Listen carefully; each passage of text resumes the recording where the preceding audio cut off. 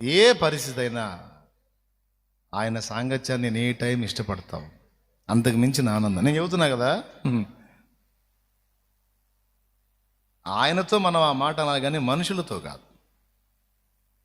కొంతమంది ఏం చేస్తారు, మనుషులకు అలా కనెక్ట్ అయిపోయి వాళ్ళు లేకపోతే నువ్వు లేకుండా నేను ఉండలేనయ్యా. నేను చెప్తాను, పర్మనెంట్ ఎవరో ఒకళ్ళు చెప్పు నాకు. చావు వరకు చచ్చిన తర్వాత కూడా నీతో వచ్చే పర్మనెంట్ పర్సన్ ఎవరో చెప్పు నాకు. అప్పుడు మనం ఆయనతో కదా ఎక్కువ కనెక్ట్ అవ్వాలి.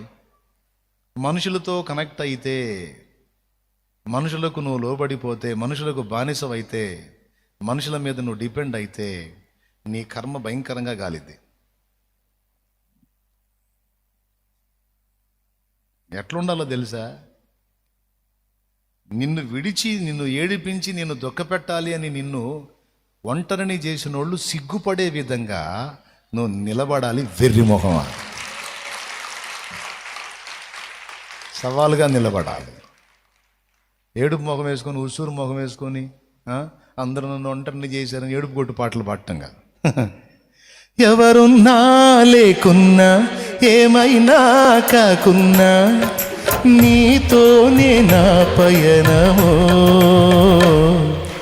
నీ ప్రేమ ప్రాకారము యేసయ్య, నీ నా భాగ్యము, నీ ప్రేమ ప్రాకారము యేసయ్య, నీ పొందు నా భాగ్యము, మీతోనే అనుబంధం. సార్ నమ్మినోళ్ళు నన్ను వదిలేసి వెళ్ళిపోయారు అని ఎంతమంది ఫీల్ అయి ఉంటారు? జెంట్స్లో, స్త్రీలలో, పురుషుల్లో చెప్పండి. ఇప్పుడు నిన్ను వదిలేసిన వాళ్ళు నీ ముఖం చూసి నీ ఏడుపు చూడాలని నేను వదిలేరు అనుకో, నువ్వు ఏడుస్తా ఉంటే ఇంకా ఏడిపిస్తారు కదా. ఈ దరిద్రపు సమాజం, దరిద్రపు మనుషులు, దరిద్రపు మనస్తత్వాలు ఇంకా ఏడిపిస్తాయి కదా. మరి వాళ్ళు సిగ్గు తెచ్చుకోవాలంటే నువ్వేం చేయాలి? ఏడవకూడదు నాన్న, దిగులు పడకూడదు. కట్టే సింహంలాగా తల ఎత్తుకొని మీరు ఉంటే అంత, ఊడితే అంతరా, అదిగో నన్ను ఎప్పటికీ విడనాడని నా ప్రభు అదిగో నాకెప్పుడు తోడై ఉన్నాడు.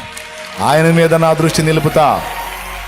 నమ్మక ద్రోహులురా మీరు, నయవంచకులు అంటారు. మాయ మాటలు చెప్పి, మెస్పరైజ్ చేసి, గ్యాంబ్లింగ్ చేసి నెత్తిన చేయబెట్టి నట్టేట ముంచి వెళ్ళిపోతారు మీరా. ఆయన నన్ను వదలడు. ఆయనతోనే నా అనుబంధం. ఎవరున్నా లేకున్నా